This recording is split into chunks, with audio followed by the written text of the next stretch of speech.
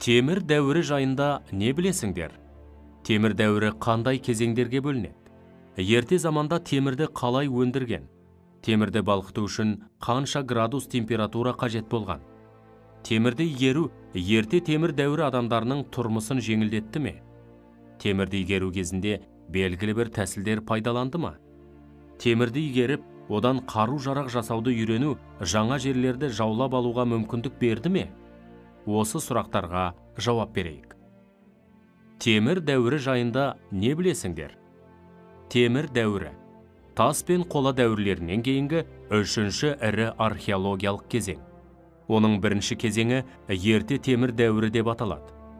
Біздің заманымыздан бұрынғы бірінші мыңжылдықтың басынан осы заманға дейінгі кезеңді алсақ, темір адамзаттың заттық мәдениетінің негізі болып келді. Ежелгі металлургия орталықтарына орталық және шығыс Қазақстан кіреді.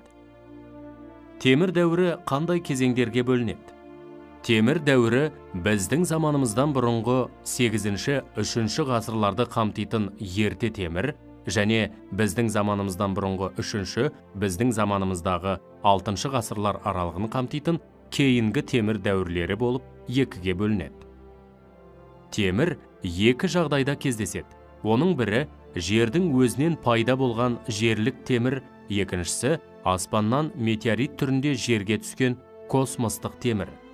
Темір өте төзімді мықты металл. Ежелгі дәуірде темір алтыннан да қымбат бағаланып, көк құдайының сыйы болып есептелген. Ерте заманда темірді қалай өндірген? Кеншілер темірді пеш көрікпен өндірген. Алдымен тастан немесе шикі саз балшықтан салынған пештің астынан ауа үрлейтін көрік орнатқан. Содан кейін пештің ішіне бірнеше қатар етіп, отын мен кен тасын қалап, отынды тұтатып, көрікпен ауа үрлеген. Темірдің шала қорытылған қиыршықтарын бөліп алып, төске салып, балғамен соғып, сом темір алған. Темірді балқыту үшін қанша градус температура қажет болған? Ауа үрлейтін көрікпен пештің ең жоғары температурасын 1200 градусқа жеткізген.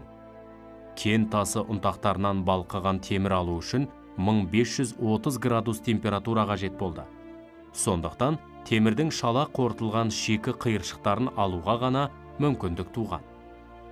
Темірді игеру ерте темір дәуірі адамдарының тұрмысын жеңілдетті ме? Еңбек құралдарының темірден жасалуы жер өңдеуді жеңілдетті. Сондай-ақ, темірден жасалған еңбек құрал жабдықтарын бақташы тайпалар күнделікті тұрмысында кеңінен пайдаланды. Ат әбзелдер мен соғыс құралдарын жасауда да темірді пайдаланды. Темірді игеру кезінде белгілі бір тәсілдер қолданды ма? Адамдар біртіндеп тәжірибе жинақтап, темірді балқытпай қыздыру арқылы берік, еңбек және соғыс құралдарын жасауды ойлап тапты. Темірді өңдеудің бұл тәсілін бүгінгі күнге дейін қолданып келеді. Ол металды салқын өңдеу деп аталды.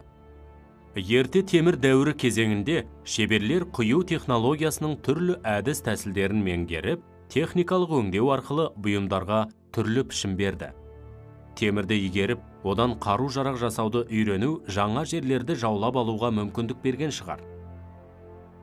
Темірді пайдалану қару-жарақтың түрін жетілдіріп дамытты. Бұл тайпаларға жаудан қорғанып, жерлерін кеңейтуге мүмкіндік берді. Күнделікті тұрмыста дөңгелекті арбаның қолданылуы сауда-саттықтың дамуына зор әсерін тигізді.